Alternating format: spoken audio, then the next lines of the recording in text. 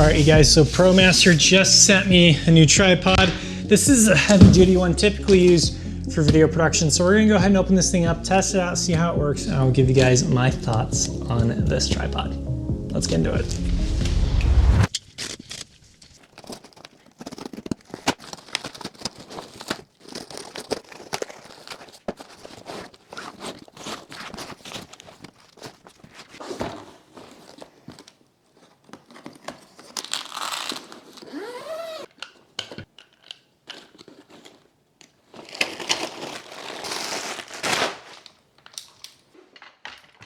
Hey guys, this is the ProMaster 30P. Now, tripods aren't necessarily the most exciting thing in the world, but we all know how it feels to have a crappy tripod. And this one is actually super solid. It's a video tripod designed for professional video work. So hear me out, because this tripod actually surprised me. And here's the thing, if you're a filmmaker, videographer, you know how essential a tripod is. It's a piece of equipment where when it gets in your way, you can't stand it, and a good tripod gets out of your way. Just lets you get the job done without having a headache about trying to get everything the right height and just having really jerky pans and stuff like that. Like, a good tripod has saved my bacon so many times, which is why I'm thankful that ProMaster sent this out. If you go online, you'll see that most tripods are either super cheap and flimsy or solid but cost just as much as your camera. Bruh.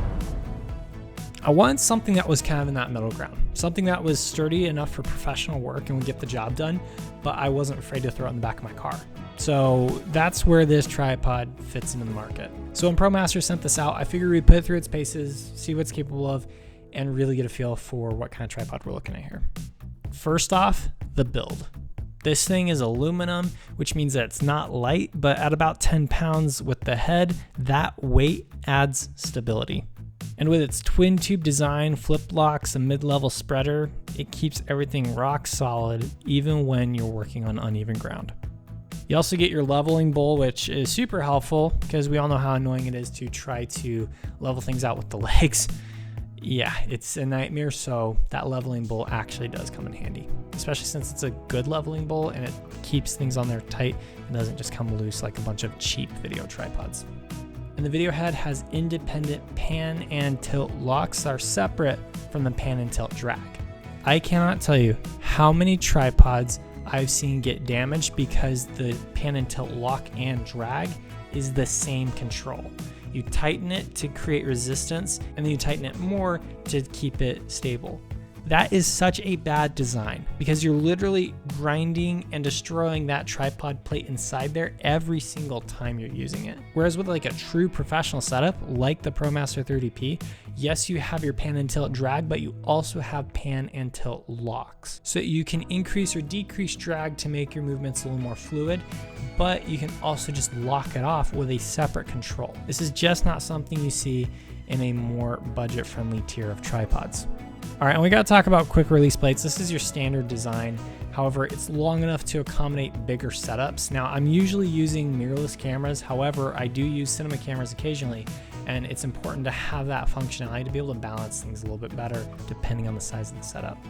There are also two accessory ports built into the head of the tripod so that the accessories can move with you as you're filming, whether this is like lights, microphones, monitors, whatever you have, it'll move as you move the camera. Which is super nice because on a lot of cheaper tripods, again, you just have that. If you have it at all, it's built into the legs or into the main section of the tripod, not into the head, which kind of adds this weird drifting effect. So it's built into the head, keeps everything nice and consistent and stable, which I love. All right, let's talk about the height range. It goes from about 34 inches all the way up to almost 73 inches. And I can't tell you how important this is. It has laser etched guides into the legs. This is crucial because like when I'm using tripods, we all know how tricky it is to try to balance it with the legs and try to get everything all the same height, and then you have to readjust it. You don't have to worry with this one. You literally have these little marks etched into the legs so that you can see what height each leg is at and then just match the others. Makes things so much easier on set and saves a lot of time.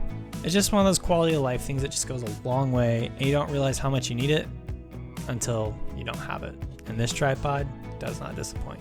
And I've been using this tripod for a bunch of stuff lately because we've been trying to put it through its paces since ProMaster sent it to me.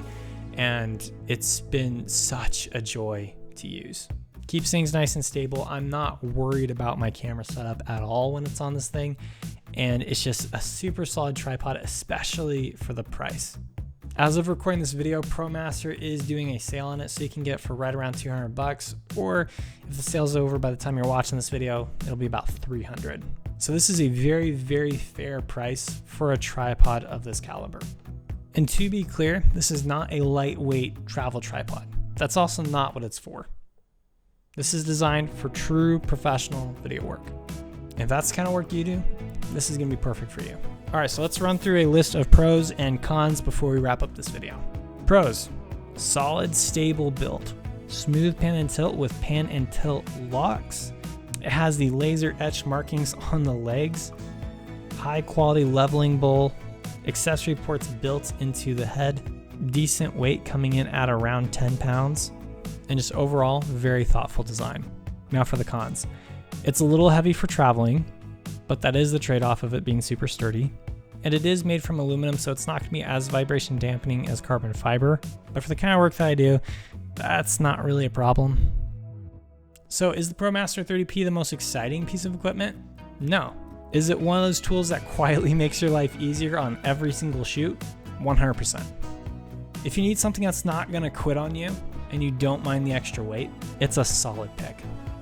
Anyway, that's my take. If you guys have a favorite tripod or setup, go ahead and drop it in the comments. I'm always curious to see what everyone else is using. And yeah, I'm out. Go shoot something cool. I'll see you in the next one.